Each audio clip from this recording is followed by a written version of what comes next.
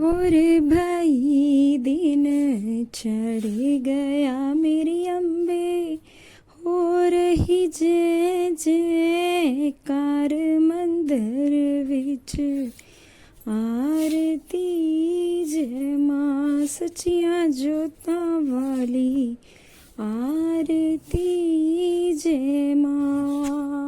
इस नवरात्रि माता का धरती पर आना बहुत ही शुभ माना जा रहा है, क्योंकि माता जो है वो हाथी पे सवार होके आ रही हैं, जिसका मतलब ये होता है कि यह जो साल होने वाला है ये हमारे लिए बहुत अच्छा होने वाला है, प्रजा के लिए बहुत अच्छा होने वाला है।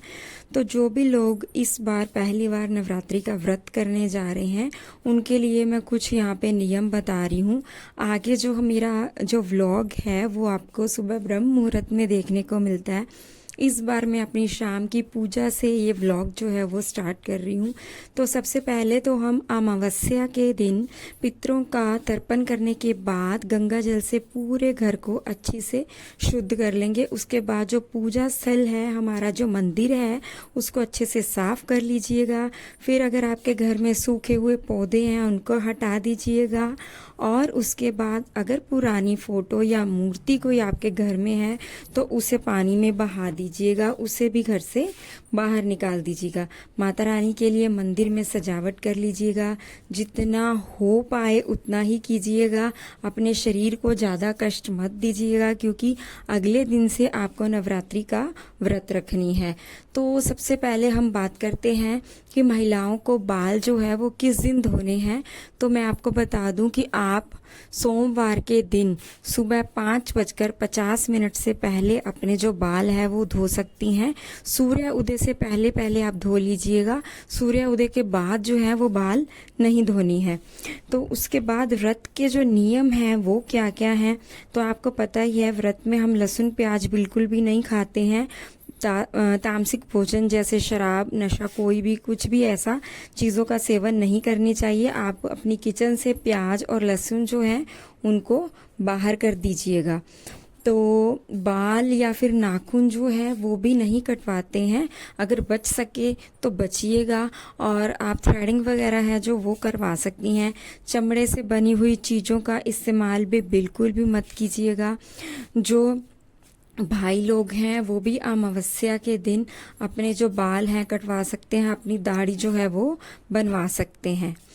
तो अभी मैं आपको बताने जा रही हूँ कि कौन सी ऐसी 5 चीज़ें हैं जिनको हम नवरात्रि से पहले जो है वो अपने घर में ज़रूर लेके आएंगे।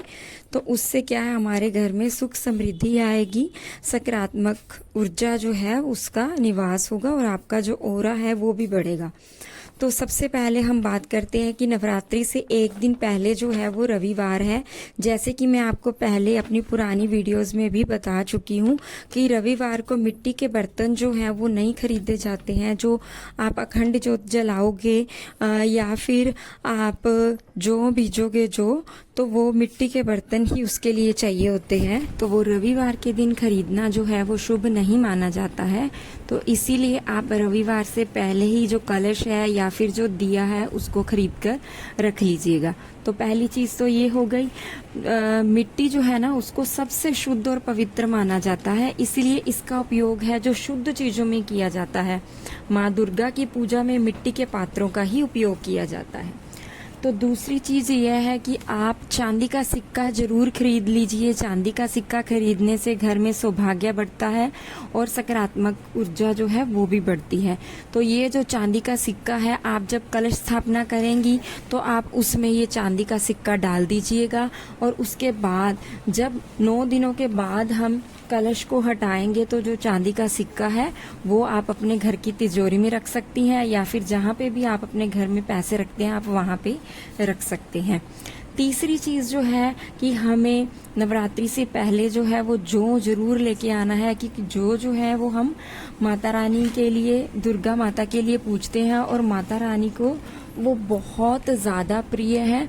उनको प्रसन्न करने के लिए हम जो है वो बीजते हैं। अब इसके बाद हम बात करते हैं चौथी जो चीज़ है वो क्या है, पीला चावल। पीला चावल जो है वो शुभता और समृद्धि का प्रतीक माना जाता है। तो जब हम कलश स्थापना करते हैं तो उसके नीचे हम अष्टदल कमल बनाते हैं, या फिर हम माता की स्थापना जो करते हैं, मूर्ति जहाँ पे हम विराजमान करते हैं या फिर जहाँ पे हम गणेश जी को विराजमान करते हैं, उसके नीचे भी हम पहले उनको चावल का आसन देते हैं। तो हो सके तो आप पीला चावल ले आइए, नहीं तो आप घर पे भी जो आपके चावल हैं उनको आप पीले रंग में रंग सकती हैं। अब लास्ट जो 5वां नंबर जो आता है वो आता है श्रृंगार का सामान। तो माता दुर्गा को हम श्रृंगार का सामान जो है वो अर्पण करते हैं। आप प्रतिपदा के दिन यानी कि आप 22 सितंबर के दिन भी आप ये जो श्रृंगार का सामान है वो चढ़ा सकती हैं, और अष्टमी के दिन भी आप चढ़ा सकती हैं। दोनों ही दिन में श्रृंगार जो है वो चढ़ाना जो है वो अत्यंत शुभ माना जाता है। इससे माँ दुर्गा बेहद प्रसन्न होती हैं और आपको सौभाग्यवती का आशीर्वाद भी देती हैं। तो ये सब तो हो गई ये चीजें कि हमें नवरात्रि से पहले अपने घर में क्या लेके आना है। तो अभी हम बात करते हैं कि जो हम जो है वो बीचते हैं, हम उनका क्या करते हैं। तो जो है वो हम बीचते हैं, तो जिस दिन हम 9 दिन माता रानी के पूरे हो जाते हैं, हम उन जौ में से कुछ जौ के दाने जो हमें अपनी माता रानी की मूर्ति या फिर फोटो जो भी आपने रखी है उसके आगे रख देने हैं। थोड़े से जो है वो आप अपने घर में जहाँ आपकी तिजोरी है वहाँ पे रख दीजिए, और एक एक जौ का जो है वो आप अपने अपने पर्स में भी रख सकते हैं। इससे जो है आपको धन लाभ होगा। तो बाकी की जो खेतरी है, बाकी की जो आपने बीजे हैं उनको आप जल में विसर्जित कर दीजिएगा। अब आप बात करते हैं कि जो पुरानी हमारे पास मूर्ति है या फोटो है वो हम यूज कर सकते हैं नवरात्रि में। तो जी बिल्कुल यूज कर सकते हैं। हर बार नई फोटो लेके आना या नई मूर्ति लेके आना आवश्यक नहीं है। अगर आपकी मूर्ति जो है वो कहीं से टूटी नहीं हुई और जो फोटो है वो कहीं से फटी नहीं हुई है, तो आप उसी मूर्ति के साथ, उसी फोटो के साथ पूजन कीजिए। हर बार नई मूर्ति लेके आते हैं तो हम ये बोलते हैं कि अगर जो मूर्ति है ना आप पीतल की ले आएंगे एक बार में ही तो सबसे अच्छा रहेगा, क्योंकि क्या है, पीतल की मूर्ति आपकी कभी भी खंडित नहीं होगी। आप हर बार उसी मूर्ति से माता रानी की पूजा करेंगे। माता रानी को लाल रंग बहुत प्रिय है, उस मूर्ति को आप लाल रंग के वस्त्र पहनाइए, आप माता रानी को लाल रंग की चुनरी चढ़ाइए, उस दिन फूल माला पहनाइए और अच्छे से माता रानी का श्रृंगार कीजिए।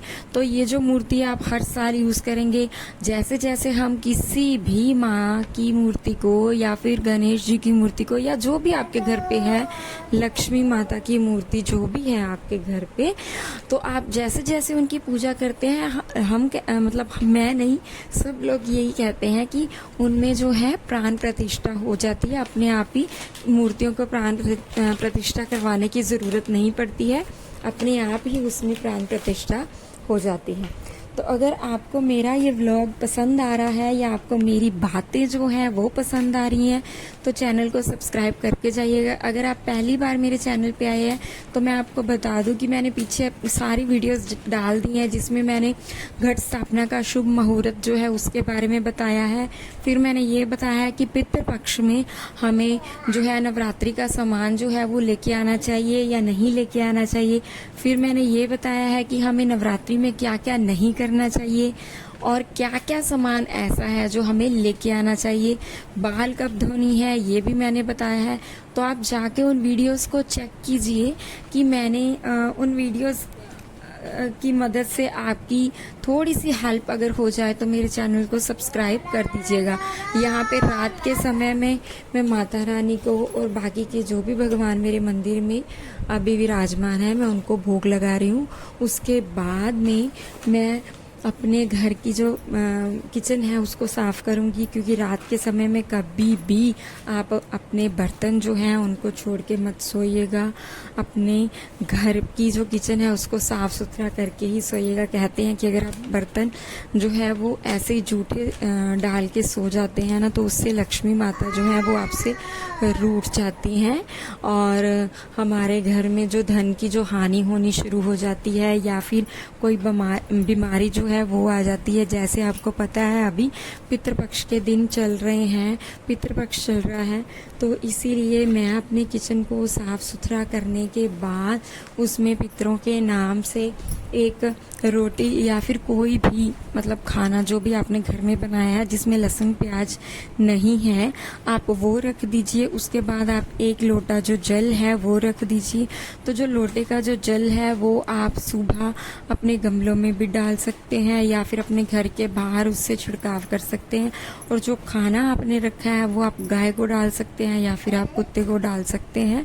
तो आप पितृपक्ष में नहीं बल्कि आप नॉर्मल डेज में भी ऐसे ही कीजिए। कभी भी अपनी किचन को जो है वो खाली नहीं छोड़ना चाहिए। अगर आपके घर में चूहे हैं या फिर कोई और दिक्कत है तो आप टिफिन में डाल के इसको रखिएगा कि चूहे जो है वो रात को आपका रखा हुआ जो खाना है वो खा ना जाए।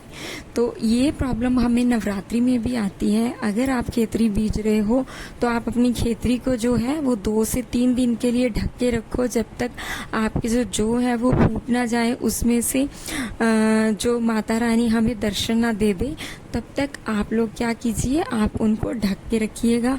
क्योंकि उससे क्या होगा, वैसे भी कहते हैं कि अगर गर्मैश में ये चीज़ें रहती हैं तो वो जल्दी फूटते हैं, तो वो जल्दी ही उसमें से माता रानी आपको दर्शन देगी।